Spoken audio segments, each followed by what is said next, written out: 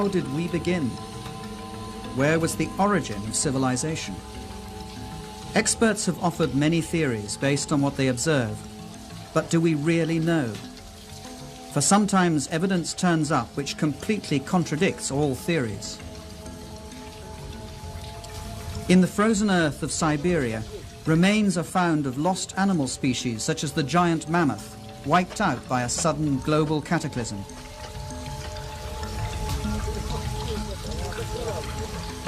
Ancient maps have been discovered which show the continent of Antarctica centuries before we discovered it. This map, which is centuries old, depicts the true configuration of Queen Maud's Land, which is now under nearly a kilometer of ice, and its true configuration wasn't determined until 1949. A century ago, an archaeologist concluded the ancient city of Tiwanaku in Bolivia was a stellar observatory, aligned to the sun and stars. From it, he calculated its age to be 17,000 years old. His evidence was ridiculed until recently. The only correction that I would make is that we now have better astronomical measurements due to satellites and computers. And I would suspect the date would be more like 12,000 years ago. But that still makes Tiwanaku the oldest city known on the face of the earth. Geologists found that the Great Sphinx of Egypt has been weathered by centuries of incessant heavy rain. Such rain can only have occurred thousands of years before the pharaohs. Was the Sphinx built way before the dawn of civilization? What's at issue here is the entire history of civilization. It may not have gone in a straight line from stupid old cavemen to smart old us with our hydrogen bombs and our striped toothpaste. Sometimes evidence is found which breaks all the rules. In this program, we'll meet people who are looking at precisely this evidence and chart new theories which may change our views on the course of human civilization. This huge face was carved by the ancient Olmecs of Mexico. It's believed to be at least 2,000 years old. It's quite unmistakably African, and yet Negroes are not supposed to have come to America until after the time of Columbus. In his book From Atlantis to the Sphinx, author Colin Wilson collects clues which he and others believe to reveal footprints of a lost, advanced civilization that existed before history began.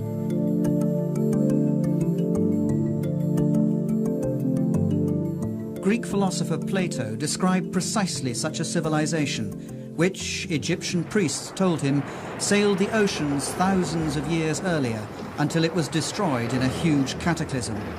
He called it Atlantis.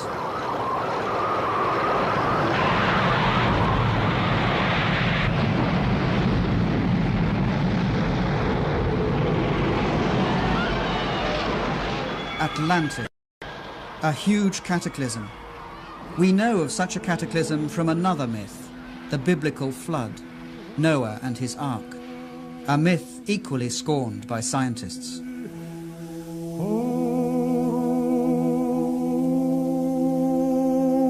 Yet, when they reject the biblical deluge and Noah's Ark as fable, scientists are ignoring the fact that across the entire world there are hundreds of flood myths, quite apart from the Mesopotamian and the Hebrew accounts, which tell the same story of a worldwide disaster which virtually wiped out mankind before the beginning of recorded history.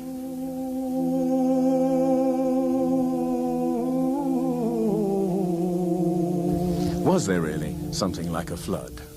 And if so, was there a civilization that came before all the others? I'm saying a civilization and not Atlantis, because as soon as you mention that word Atlantis, every scientist groans, "Oh no," and stops listening. The notion of a universal flood is beyond intellectual respectability. But how unbiased is science itself? Does it really do what it claims to do? Take the facts and start from there. Throughout history, science has tended to focus more on its own theories than on the facts. From facts, a theory arises to explain them. Other facts are laid aside. New facts may change the theory, but as often they're again ignored.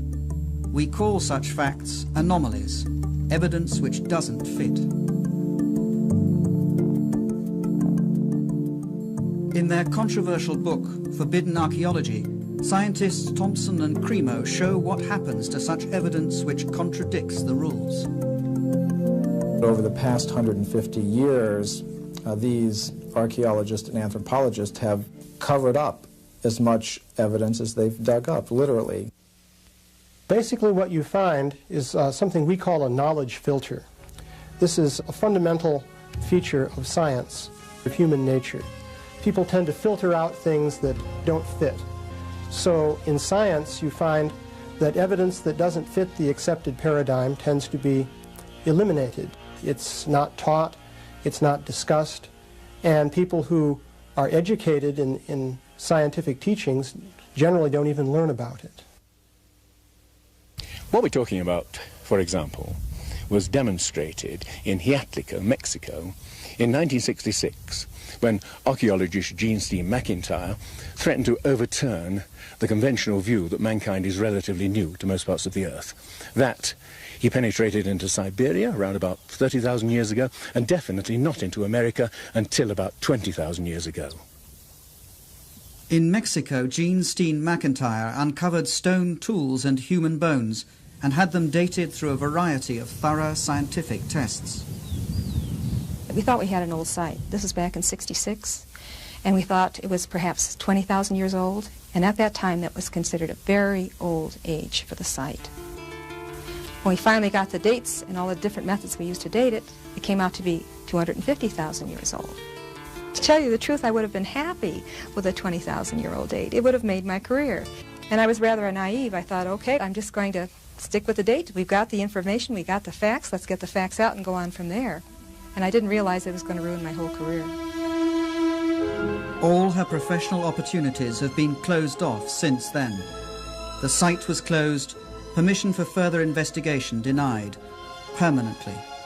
Yet earlier this year, over 3 decades later, archaeologists uncovered traces of human beings in Siberia dating back 300,000 years, a date which suddenly makes Gene McIntyre's find not so improbable after all.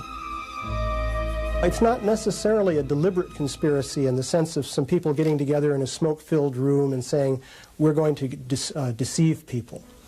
It's something that happens automatically within the scientific community. So when a given piece of evidence disagrees with the predominant theory, then automatically people won't talk about it, they won't report it, and that means that science fails to progress in the way that one would hope.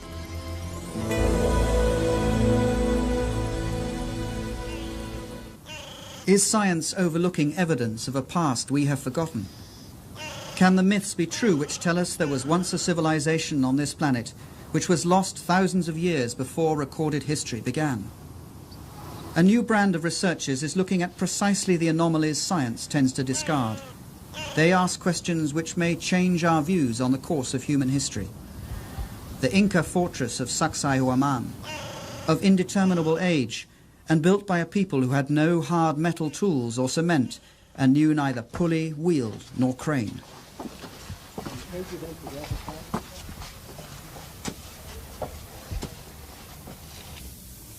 And just look at this stone.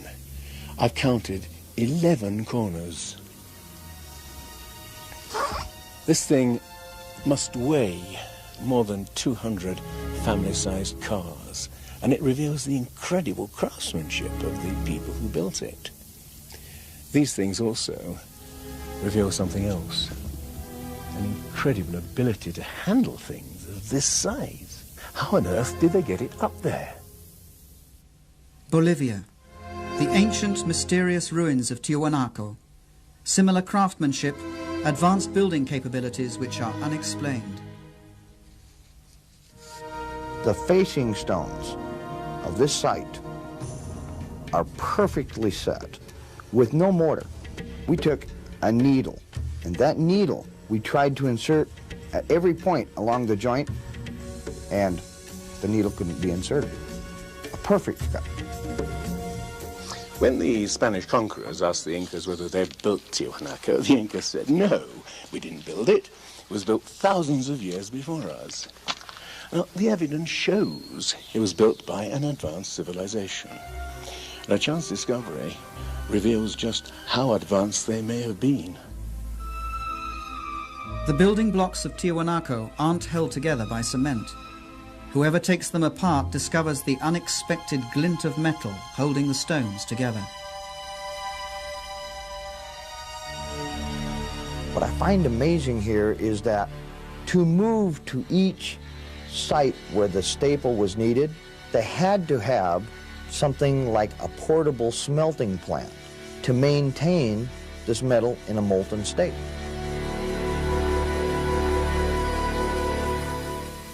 And here, a similar use of metal joints and stone finely jointed like this L shape here with the same ingenuity. Peru? No, we're a continent away, in Africa. Egypt, land of the pyramids. The 3 pyramids of Giza, wonder of the ancient world. The triumph of another people who knew neither wheel, pulley, nor crane. How were they able to haul 100-ton building blocks up so high? A feat modern technology can neither explain nor imitate. I'm an engineer, and I can tell you that to raise blocks of this size to such heights requires a special crane. Now, for a people who did not have that sort of machines, not even the simplest pulley or the wheel, and using simple copper tools, how could they do this? Beauval believes the Great Pyramid of Giza was much more than a tomb, and that it betrays an unexpectedly high level of technology. In their book, Keeper of Genesis, Robert Beauval and co-author Graham Hancock list many unexplained feats. Drilling expert Chris Dunn. This is an incredible piece of work and a mystery. How did they do it? The sarcophagus in the king's chamber. How did primitive builders make the inner contents match the contents of the stone sarcophagus itself down to the cubic millimeter? A feat requiring a sophisticated knowledge of physics. A mystery just like the actual drilling itself. The typical way of doing it primitively would be with a bow saw, a bow drill, and they would advance the tool into the piece using sand or a diamond. And to me, that would just take too long, too many years to do this. Well, how do you think they did it? I think that they had to have used some power tool. Today, if we were to drill this, we would advance the drill into the granite at a rate of 2/10,000ths of an inch per revolution of the drill. They were advancing a lot faster than that. Faster? Researchers such as Chris Dunn wonder about the purpose of this strange instrument on a hidden frieze. But power drills? That seems a rash conclusion. Yet traces of high-speed drilling present unsolved mysteries. Now, just look at this. The incredible precision of workmanship, the total smoothness of these walls. In this tomb, which is intended for sacred bulls, and which testifies to the tremendous level of craftsmanship of these people. And of course, that could be explained in terms of 100 workmen polishing away for 10 years. But how about a real mystery? The mystery of the Egyptian vases. Not like this clay vase, which I've just bought, but vases of alabaster, basalt, even diorite, which is the hardest stone of all. Now, the mystery is this. It's easy enough to see how you could hollow it out by drilling straight down inside, but what about these pieces around the corners? Modern technology is unable to do it. And yet, the ancient Egyptians fashioned thousands of these things, some of them 2,000 years before civilization is supposed to have started here. How? The mystery is still unexplained. Unexplained. How could the builders align their gigantic pyramids to the cardinal directions so impeccably? Perfectly east-west and perfectly north-south, with a precision unmatched by modern builders. The Great Pyramid seems to be a mathematical model of the Northern Hemisphere and incorporates the transcendental value of pi, the ratio of a sphere's diameter to its circumference, the basis of higher mathematics.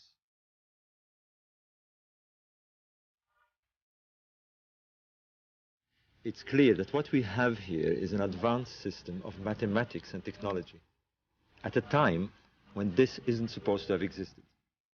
And to achieve these results, the ancient builders had to use a slope of 52 degrees.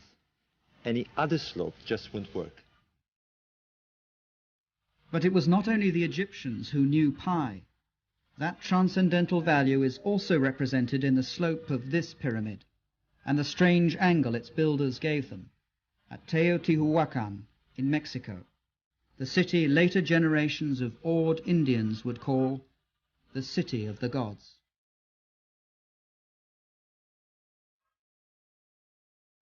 This city was once bigger than Imperial Rome.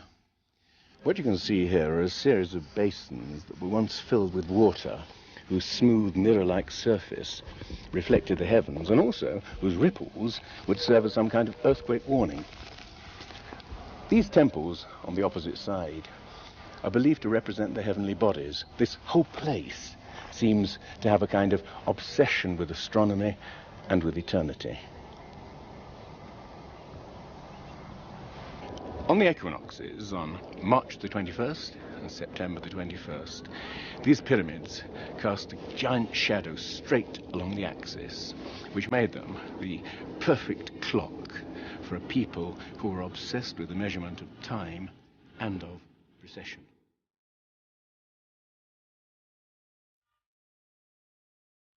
As if tapping some common source, ancient civilizations around the world display sophisticated knowledge of the heavens, which has yet to be explained. A fascination for the sun and stars and for precession, the slow, relentless movement of the earth, which make the constellations seem to travel through the night skies and epochs.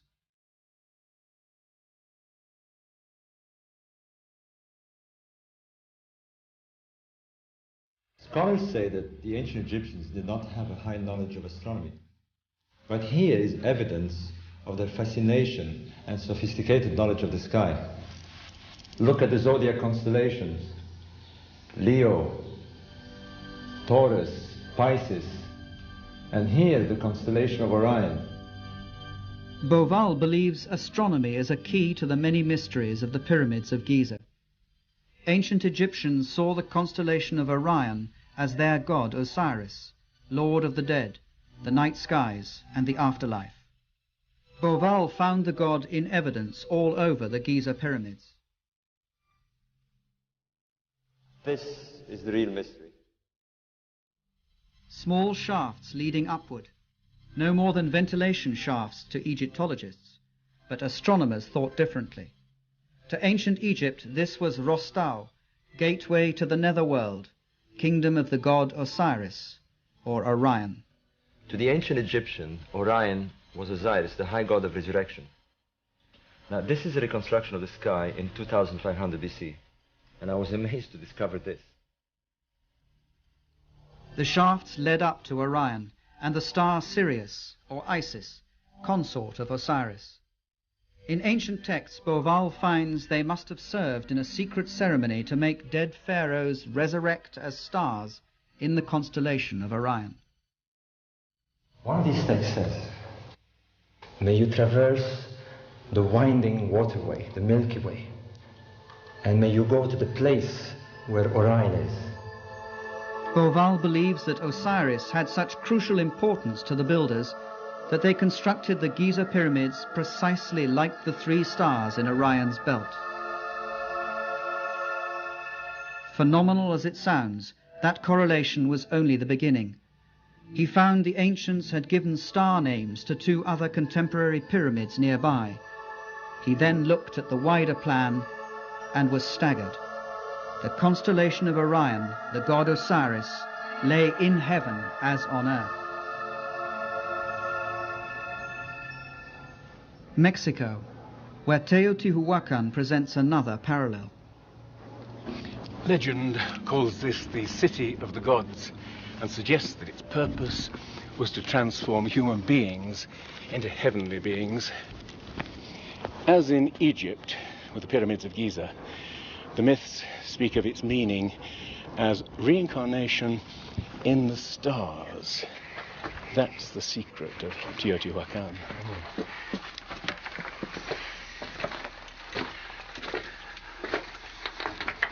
But an even greater enigma lies in the pyramid up above me. When it was first excavated in 1906, they discovered an enormous sheet of mica. Now, we know that mica is used in electrical insulation, but we've no idea what they wanted to use it for. What makes it even stranger is that the mica came from Brazil. Imagine the problem of moving a 90-foot square sheet of mica 2,000 miles. How and for what purpose? We've simply no idea. Tiwanaku, Bolivia. Another lost culture betraying that same fascination with the sun and stars. 100 years ago, Bolivian archaeologist Poznański observed that on the first day of spring, the sun rose exactly through the center of the temple. It was the starting point of a remarkable discovery. Poznański found they built this temple as an observatory, a huge clock to measure the progression of the sun. And we can use these astronomical alignments to date this site. Throughout the year, the sun rises in a different spot on the horizon. On the first day of spring, an observer would see the sun rise exactly in the center. By studying the layout of the complex, Poznański deduced that on the first days of winter or summer, the sun would rise above the cornerstones. But it didn't. Archaeologists today say it's simply because the builders made an error in construction. After observing the perfection with which this site is built, with 100-ton stones, to suggest that such things as the solstice markers are misaligned, I find incredible. Neil Steed made a thorough check of Poznański's calculations. By measuring the angle of the cornerstones and comparing that angle with today's sunrise positions, Poznański was able to calculate that Tiwanaku was built 17,000 years ago. At that time, the tilt of the Earth's axis was slightly different than it is today. At that date, the summer and winter suns would have risen directly above the cornerstones. I would suspect the date would be more like 12,000 years ago. But that should make each and every one of us fully question the origins of civilization.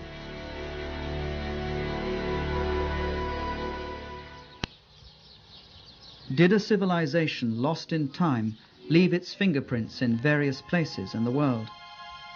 Egyptian priests told the Greek philosopher Plato of such a civilization which had existed 12,000 years ago. But according to science, mankind emerged from the Stone Age some 5,000 years ago. Could man have made that climb before?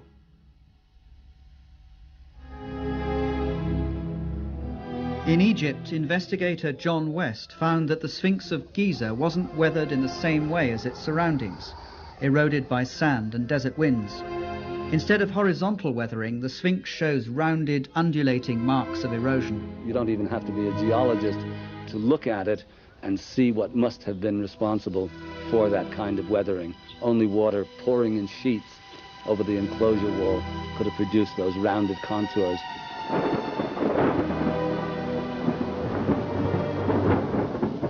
Water? In the Sahara Desert? Certainly not in the times of the pharaohs. For that, you'd have to go back all the way to the end of the Ice Age, some 10,500 years BC, thousands of years before there were any pharaohs at all. But how is it then that the Sphinx has a pharaoh's head? The head is disproportionately small.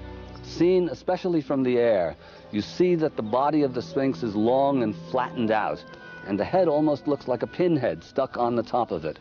This, to us, is an indication that the head has been recarved. In other words, at some point in its long history, the head was redone. John West believes the Sphinx was originally a huge lion, which an unknown group of sculptors carved out of rock before 10,500 BC. It became eroded when the end of the Ice Age upset the climate and caused rains to pour down for many centuries. Only thousands of years later would pharaohs carve its head into their own image. The Sphinx more than twice as old as was thought until now. The theory is ridiculed by Egyptologists, but geologists simply tell them the facts are there. Stranger still, according to Robert Bauval, astronomical evidence suggests that the pyramids of Giza all seem to point to that incredible old age. The layout of Giza matches uncannily with the position of Orion in the year 10,500 BC, a time when the Sphinx looked at Leo, its own image in the skies. When Orion started a slow ascent through the epochs, signaling a new era. The setting of Orion at that distant date even corresponds precisely with the three small pyramids behind the pyramids themselves. And there are many other bewildering facts astronomy provides.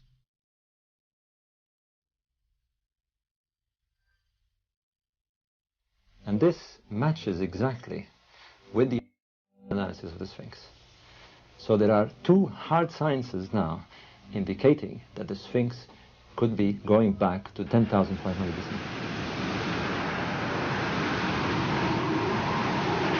Egypt experienced major and dramatic changes at the end of the Ice Age, particularly about 10,500 BC, when very high, exceptionally high floods covered the floodplain, and it ended things both in the Delta and the Nile Valley in general. 10,500 BC, a time of floods. Could the designers of Giza point back to that distant time? The time their myths say that the god Osiris and his helpers ascended from chaos to bring first fruits of civilization. Where did they come from?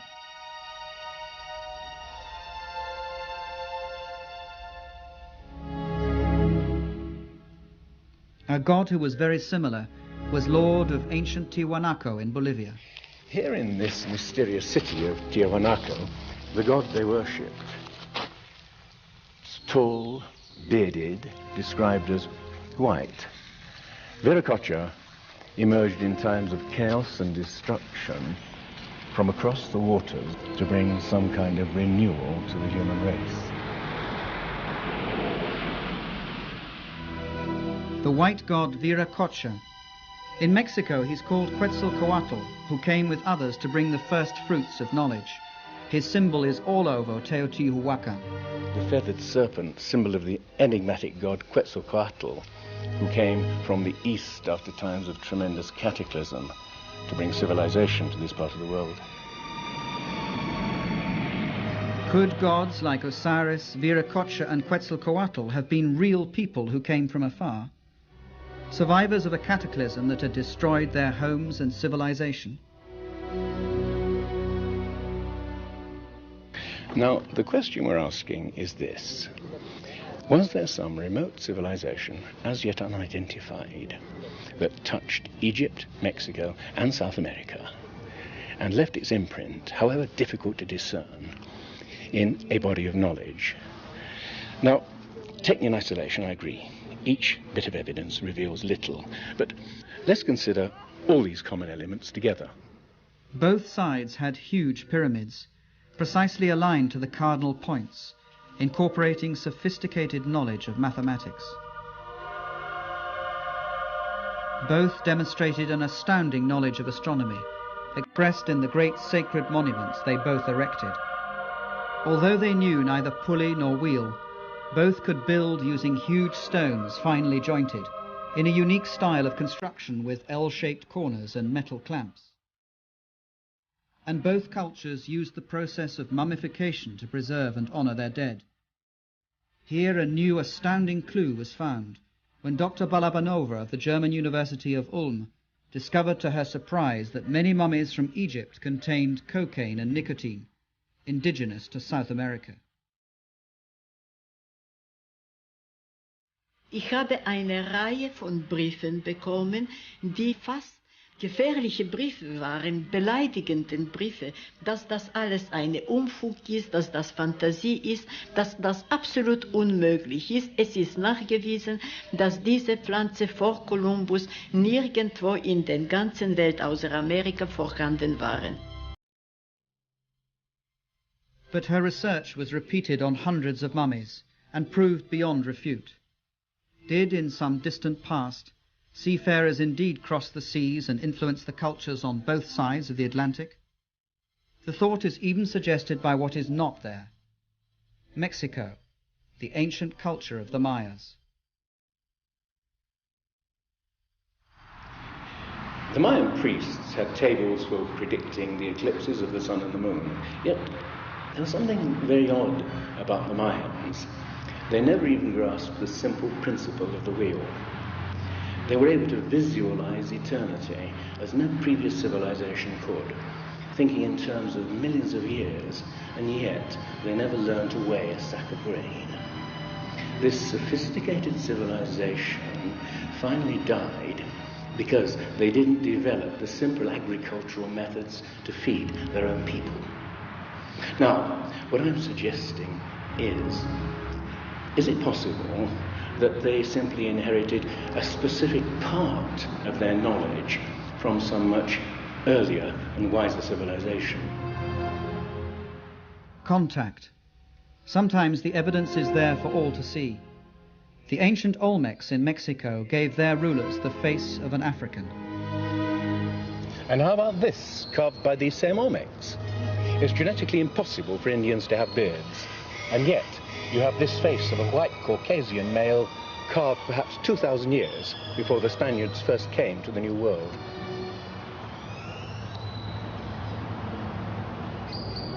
So, faces of Africans and Caucasians carved many centuries before Columbus. Where did they come from? How did they get here? How did they come to influence the most ancient culture of Central America, the mother culture of Mexico? All that archaeologists know is that they suddenly materialized, fully evolved about 1500 BC. No sign of a development phase.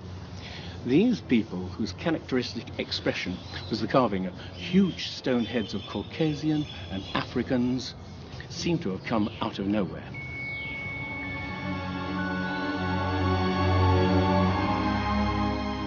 Oaxaca, the ancient citadel of Monte Alban. Here further to the south in Mexico is what seems to be the last record of these mysterious men. For these figures carved in stone seem to represent men who've been slain in battle, naked, forlorn, most of them castrated. This may be the point where these men disappear from history.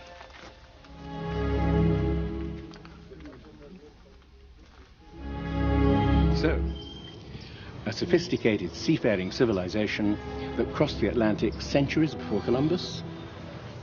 But there's another piece of evidence. There are old maps that suggest that ancient seafarers possessed a knowledge of the globe that's never been explained. A puzzle for scientists throughout this century. In 1513, Turkish Admiral Piri Reis mapped out parts of the world no one had ever seen at the time. Columbus only explored the areas of the Caribbean. He didn't get to South America. He didn't get down to this area of South America all the way down to Antarctica. He didn't get anywhere near this area. But these maps are showing all these features accurately well before Columbus or the European explorers have reached these areas. This map, which is centuries old, depicts the true configuration of Queen Maud's Land, which is now under nearly a kilometer of ice, and its true configuration wasn't determined until 1949. Unexplained. Cartographers have long pondered the strange projection used.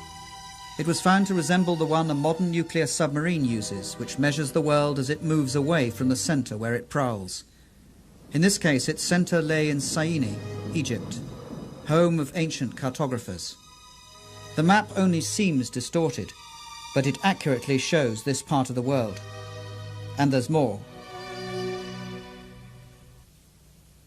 To my mind, the most significant aspect of the Piri Reis map is the fact that it accurately depicts longitude, something that Europeans weren't capable of doing until the 18th century, but this is a 16th century map. Longitude. That story began on these beaches in the year 1707, when the English fleet was sailing from the Mediterranean towards the coast of England. Now, in those days, it was quite easy to determine how far north or south you were by measuring the angle that the sun or the stars made of the Earth's surface. But there was no technology for determining how far east or west you were, longitude.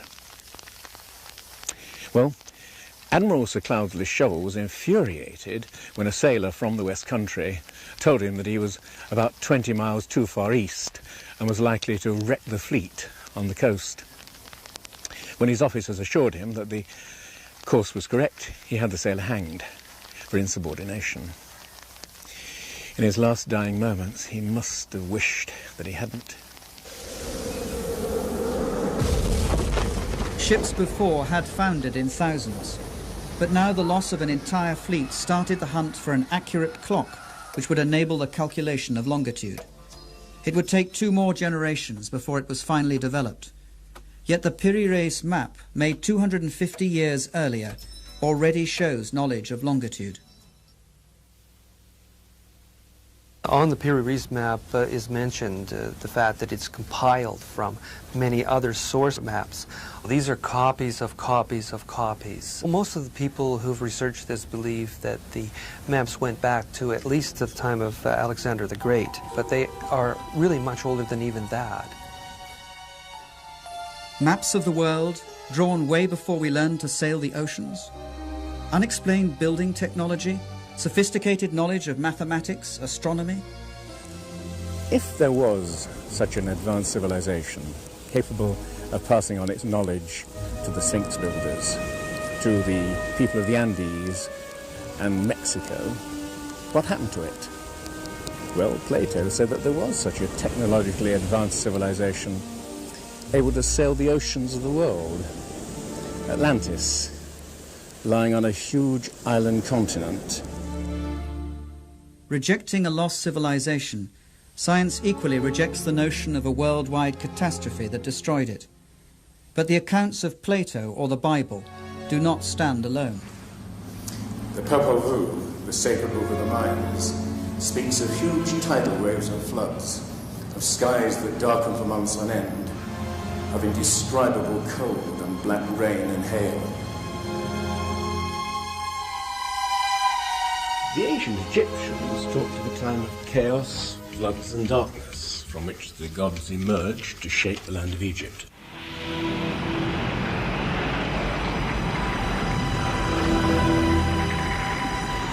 The sun disk of the Aztec speaks of 4 cycles of destruction: by flood, by fire, by wind, and by blood and war, and foresees the end of the world by upheaval from the bowels of the earth.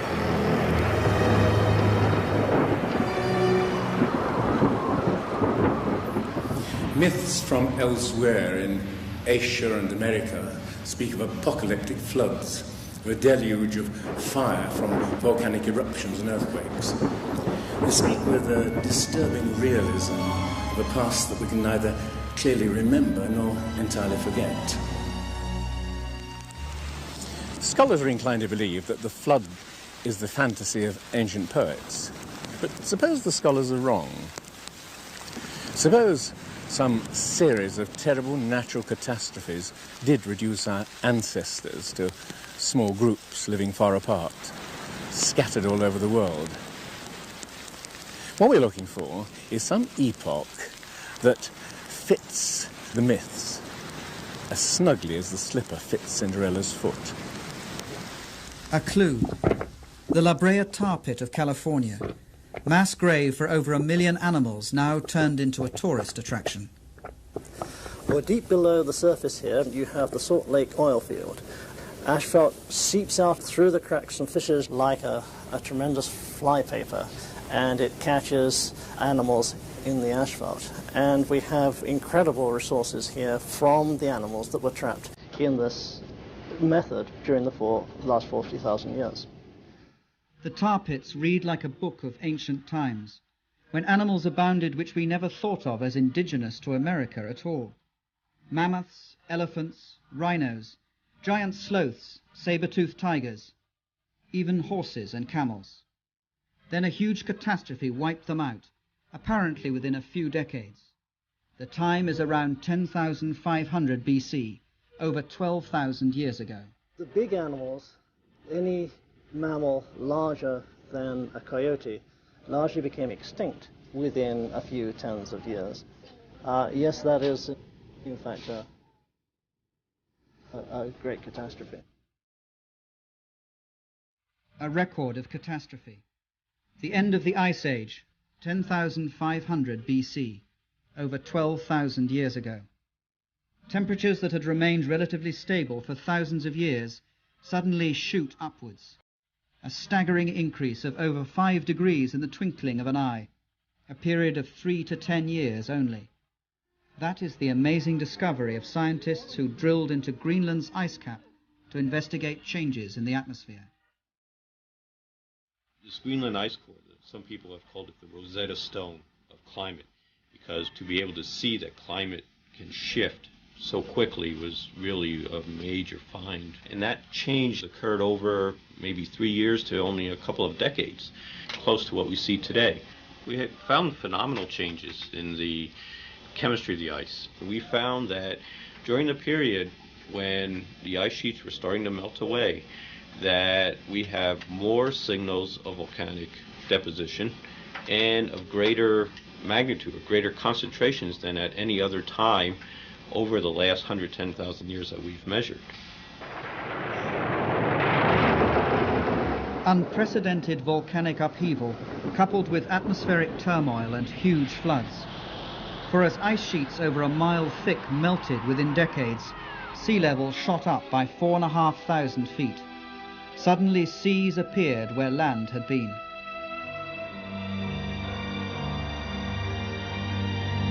You could walk from Great Britain to Scandinavia at a time when a climatic revolution shaped the North Sea. It was a time when great floods covered the plains of North America, so that the skeletons of whales are found in Michigan.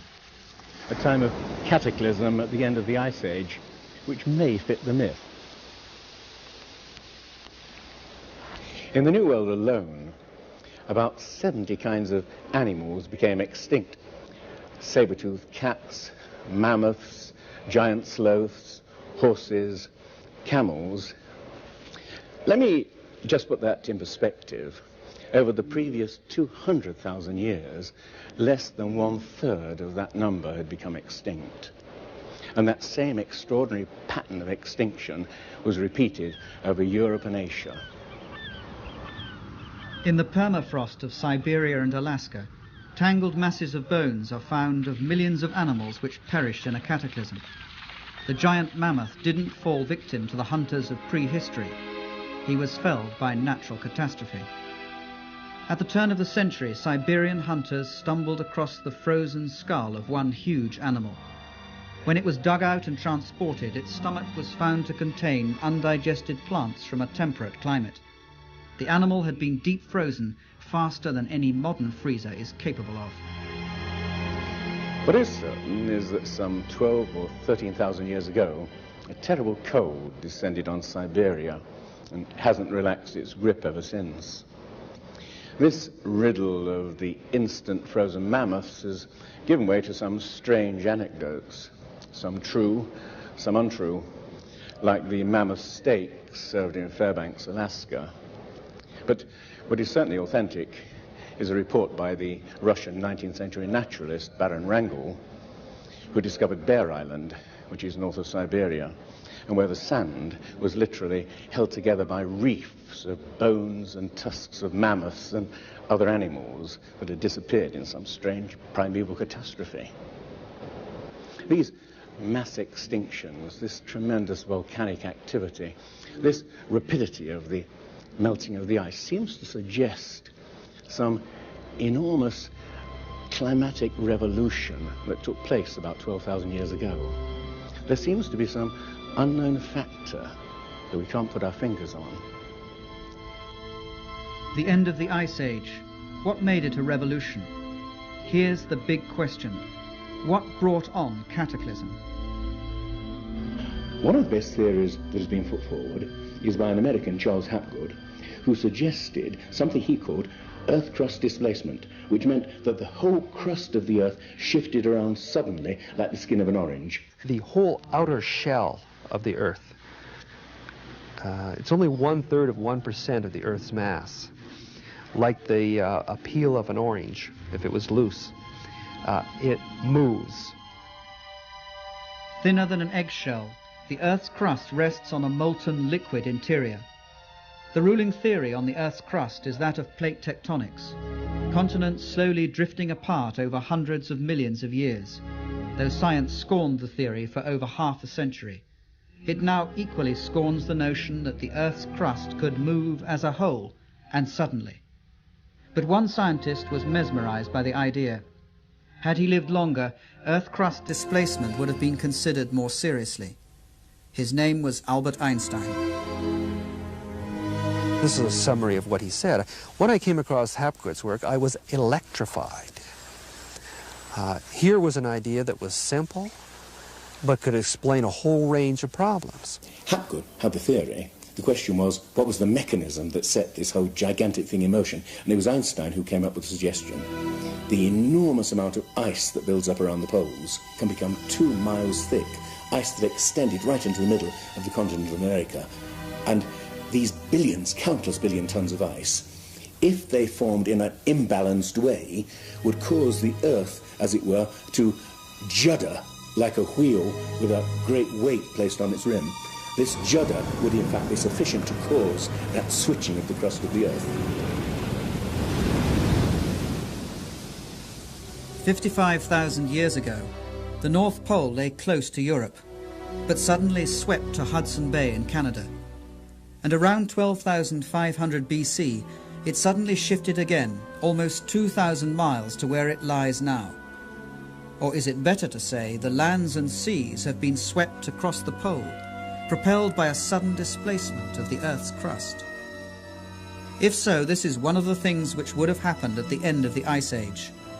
The displacement propelled America out of the polar zone. The sea to the north of it froze over with a thin sheet only meters thick. The huge old ice sheet over North America, more than a mile thick, suddenly melted in a matter of years. Now, what's so interesting about the Hapgood-Einstein theory is that it also explains all kinds of other myths quite apart from the myths of flood. There are myths of tremendous earthquakes, volcanic catastrophes, black rain falling from the sky, sudden freeze-ups of whole lands. And you can see that in point of fact this is precisely what would happen if the Earth's crust switched around. Quite suddenly, areas that had previously been freezing would suddenly be switched into things like that flash-frozen mammoth of Siberia. Whole species would be wiped out. If an Earth crust displacement caused the deluge that destroyed a civilization, where was that civilization? Searchers believe to have found it on the Greek island of Santorini, once destroyed in a huge eruption, or in ancient Troy. The German island of Heligoland, almost washed away by the North Sea. They have searched for sunken continents in the Atlantic Ocean, but nothing has been found. And it's this exact problem that scuppered Plato's Atlantis as an ocean for serious scholars. You see, oceanographers have mapped the floor of the Atlantic and the Pacific Ocean, and there's no lost continent. Or is there? In Plato's account of Atlantis, he describes the island as a vast island continent with mountains in the middle of the real ocean. And the real ocean, of course, is the world ocean. It was only later that we began to divide the ocean up into different parts, calling it Atlantic and Pacific, etc. In reality, the world only has one ocean. The myths from around the world, some of them are very explicit about what happens in the Zen Vesta of the Vedic literature. The island continent is destroyed not only in a deluge, but it is covered in snow and ice. So we're looking for an ice-covered island in the middle of the ocean, and there is a great candidate in Antarctica. If the North Pole shifted, so must the South Pole. Flem-Ath believes that 12,000 years ago, part of Antarctica lay in temperate zones, and could have housed a civilization, lost when the continent was swept into the grip of the pole. It's the explanation he finds for maps which show parts of Antarctica as they lay under ice. Turkish Admiral Piri Reis demonstrates knowledge of Antarctica he shouldn't have had. We have the cartographic departments of both the Navy and the Air Force saying we have made comparisons of the soundings of salient peaks and mountains. We found them to be in astonishing agreement. What must be emphasized is that we're not talking about just one map, the Piri-Reis map, which could be argued away. We're talking about literally dozens of maps. For example, the Phineas map of Antarctica is extremely accurate to the general configuration, showing river systems that do exist but weren't known in the 16th century. We didn't discover Antarctica until around 1800. Yet how could European mapmakers already have charted it? Only, Flem Ath believes, if they copied it from copies upon copies of maps going back millennia. Information that simply shouldn't be there. It's only over the last 25 years we know that under the ice cap, Antarctica exists of some islands, a continent, a frozen sea in between. Yet the notion is already here on this map. What I'm saying is that these islands here correspond to this area. And the snowfall pattern through here is very heavy. Virtually none through here. These, which are islands underneath of here, would join together before they joined the mainland. And so there was passage through here for several thousand years. There was probably passage through here, that then these were joined. So what it's depicting here is something that I think actually did happen. 8,000 BC, maybe 6,000 BC at the latest. Yeah. We have no way of knowing how that came about except by postulating the existence of a civilization that had some sort of navigational and topographical skills that were only reinvented in our own time. So, were the beginnings of human civilization more remote than we supposed? You may feel that many elements in this program amount to wild guesses which, taken in isolation, can all be argued away. What I'm suggesting is that if you put these pieces all together like the pieces of a jigsaw puzzle, you begin to see the emergence of a pattern, like a shape emerging from the mist. A civilization that vanished and was forgotten long before recorded history began.